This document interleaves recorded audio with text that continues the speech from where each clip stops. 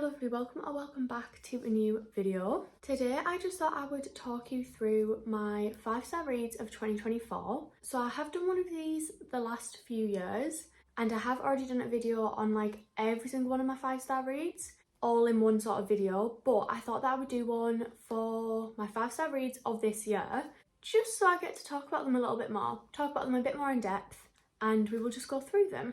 This is actually the year that I've had the lowest amount of 5-star reads compared to last year and the year before. In 2022 I had 13, 2023 I had 15, and then this year in 2024 I've had 11. So it has gone down from last year. Out of those 11, 10 were romance and 1 was general fiction. Of the romance books, 4 were out of the same series and 1 was out of a series that was a 5-star from last year. As you can tell, I'm a big series girl, and of course I love romance. But anyways, let's just get into them. I'm gonna go in order of like when I read them to the most recent, but my first 5-star read of this year was Us Against You by Frederick Backman. This is the second book in the Beartown series. I don't even know how to describe this book because I feel like everybody always says about this series in general, it's set in a small town, they are like a hockey town, they eat, breathe, sleep the hockey team. And then basically something happens in the first book that splits the town. I would check the trigger warnings because the first book I went into that blind. I had no idea that it sort of touched on the topic that it did. So I'd maybe look into that. But the first book, Beartown, was a 5-star for me as well. And then this one sort of follows on from the first book and like the aftermath of this whole big thing that happened about the town being split, sort of how the town is trying to heal, so to speak. It does centre a lot around hockey and the hockey team and how that affects the town in general, but it's so much more than that.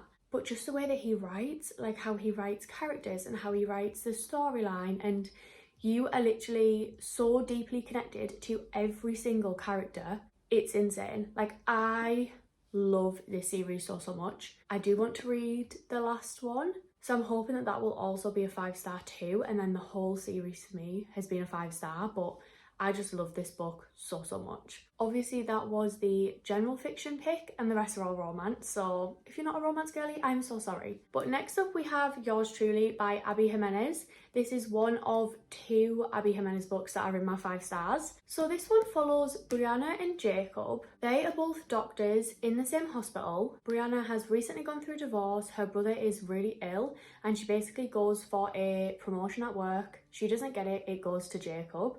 So she hates him automatically and she thinks that he's going to be like this obnoxious, cocky doctor that's only got the position because he's a guy, pretty much. But he is the complete opposite of that. He is so sensitive and kind. I just loved this so much.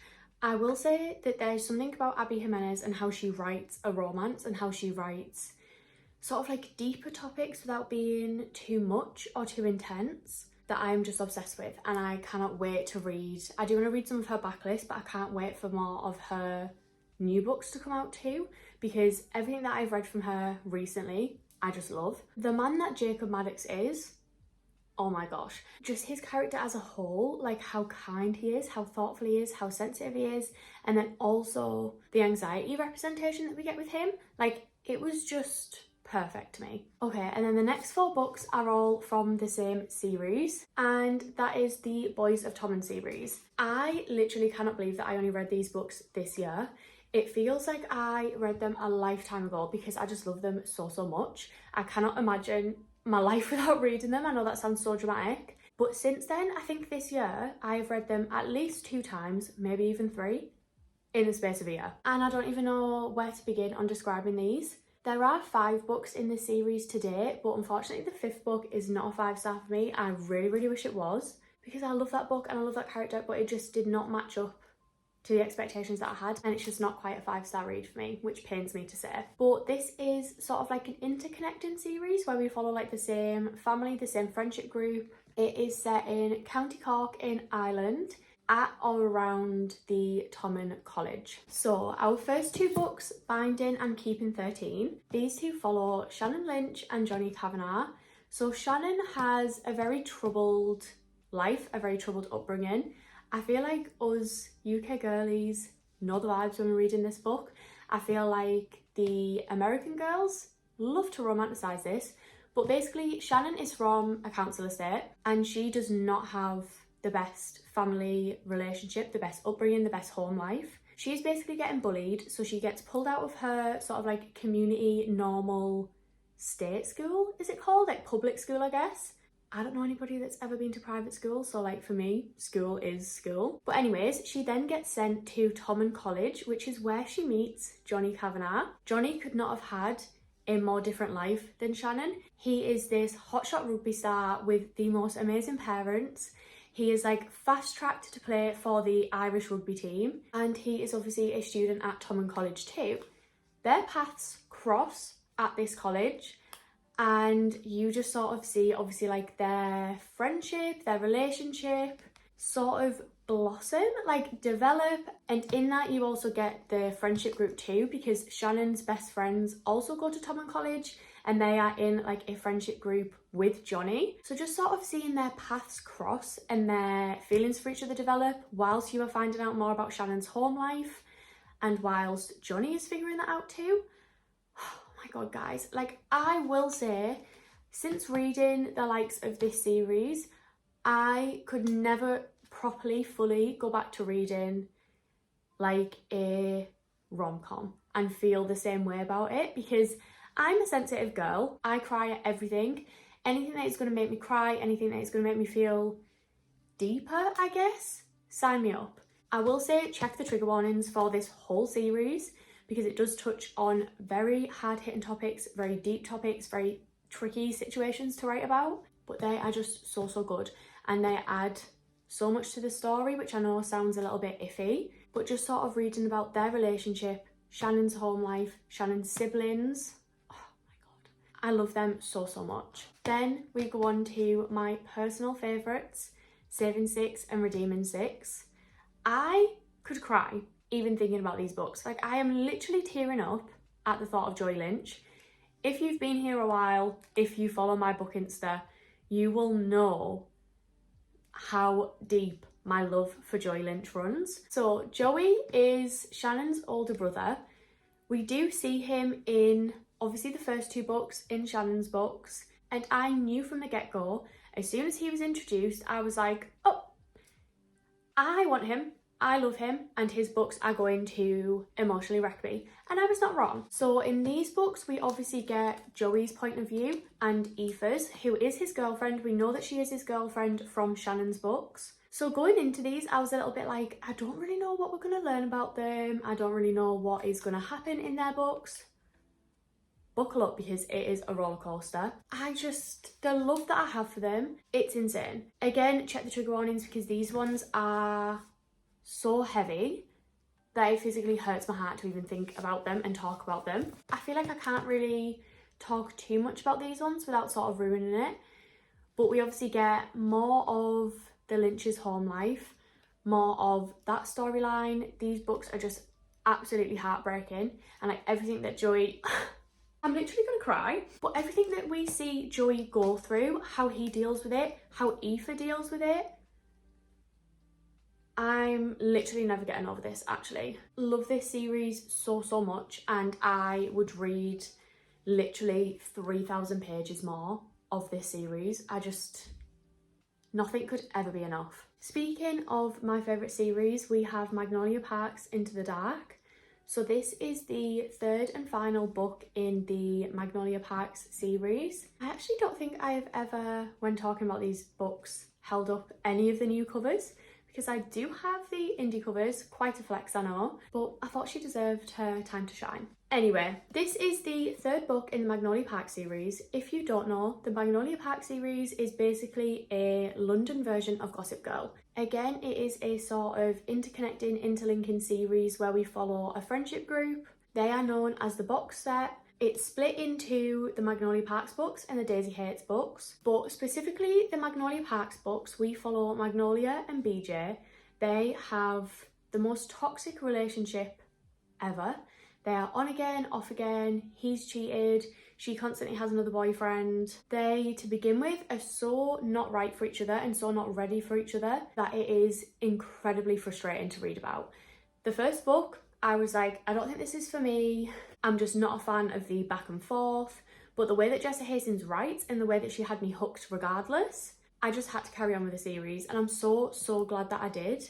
Obviously, I don't want to spoil anything, so if you haven't read the books, maybe skip a little bit ahead because I'm obviously going to be talking about what happens in the third book in the series. So that is your warning. But finally seeing Magnolia and BJ get the ending that they deserved after going through so much and facing so much and trying so hard and knowing that they were so right for each other. It was just everything that I could have wanted and more. I know that I'm a Julian hates girl, but that's for me. I want Julian for me. Magnolia and BJ were always endgame. They were always going to end up together. There was no doubt in my mind about that. And seeing them get that in this book, and then also touching on Bridget and grief and how Magnolia deals with that and how BJ supports her through that. Everything about this was perfect and immaculate.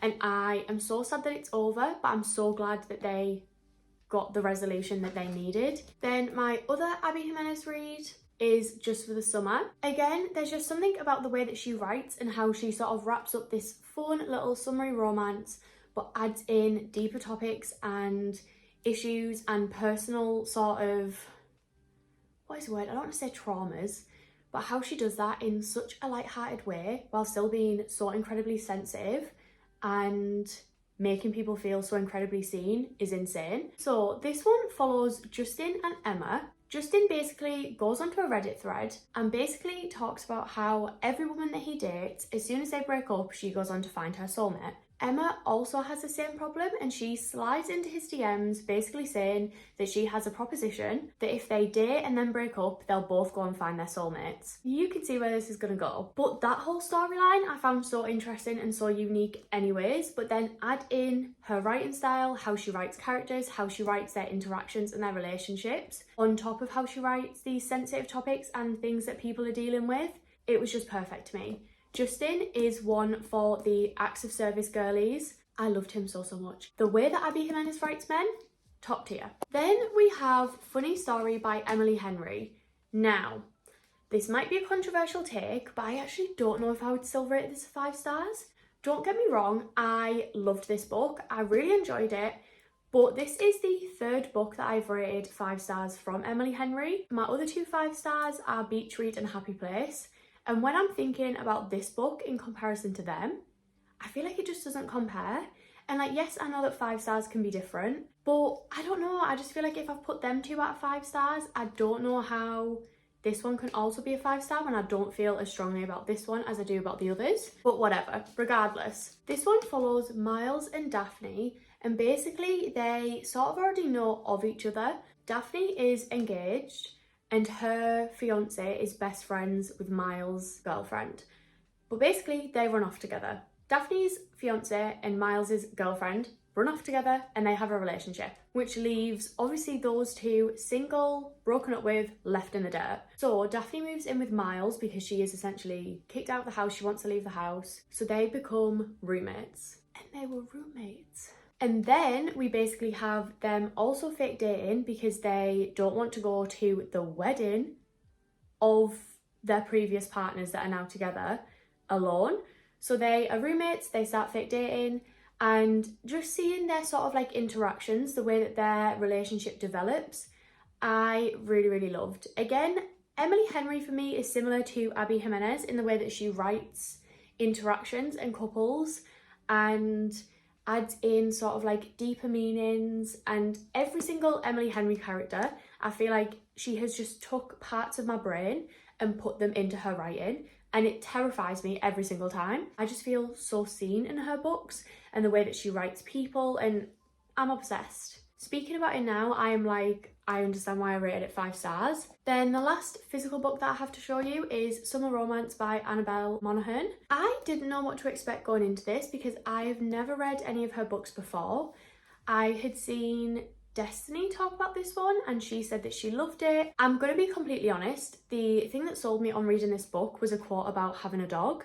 And I was like, yeah, I need to read that. But this is it is a romance, but it feels more like women's fiction with a sprinkling of romance. We are essentially following our main character, Ali. She is like a little bit of an older lady. Not old by any means, but I just mean like she's divorced, she's got children, she is navigating grief around her mother's death. So we sort of see her trying to navigate her mother's death, navigate now being divorced, and being a mother of two, whilst trying to keep herself held together. She's rediscovering herself, rediscovering her womanhood, getting back out there on the dating scene. It does have a trope in here, and like the love interest is somebody that I had no clue that it was going to be, but like just the way that she writes, her writing style is so like, not unique, but like she would just have the most beautiful sentences dotted around. And it would literally be like in the middle of a page, in the middle of a paragraph. It would be the most gut-wrenching thing ever. Yes, it was about a dog. I'm not even going to read the quote because I will cry. But like the way that she writes, I'm obsessed with. The way that she sort of told this sort of, I don't want to say coming of age because obviously she is like an older woman. But the way that we saw her start to rediscover herself and that sort of sense of womanhood and being a mother. And I loved it so much. And I really do want to read more of her books. And then the last book that I have for you, I actually don't have a physical copy of because I read it on my Kindle, but that is Play Along by Liz Tom Ford from the Windy City series. So this is book 4 in the series. This follows Isaiah and Kennedy. We do see Isaiah in a few books beforehand. I'm going to be honest guys, when I'm like comparing this to the other books that I've rated 5 stars, I feel like it doesn't compare in the sort of deeper meaning, made me feel very emotional sort of vibe, but I had such a good time reading this. I did read this whole series like back to back and they just slowly went up in ratings. I didn't read the first one, but like I loved The Right Move, I loved Caught Up, and then when I got to Play Along, I was so invested in like the characters as a whole because you do see them in each other's books, that I just loved it. And I loved Isaiah and I knew that I was going to love his book. But basically Isaiah has been pining after Kennedy for years, but Kennedy was previously engaged. Then basically we find out that that engagement is off and Isaiah starts rallying for her hard.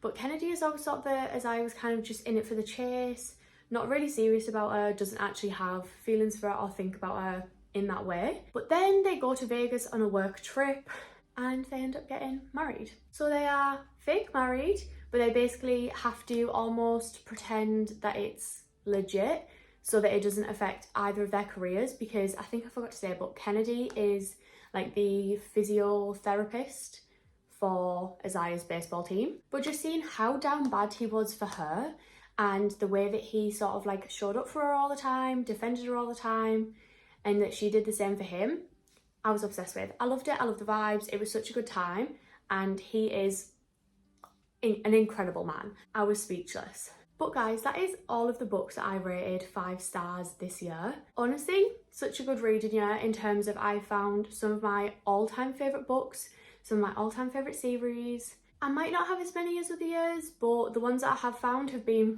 perfect, so I really can't complain. Let me know which books you rated 5 stars this year. I do love seeing like other people's favourite books, and maybe I'll add them to my TBR for next year. But thank you so much for watching and hopefully I'll see you in the next one. Bye guys.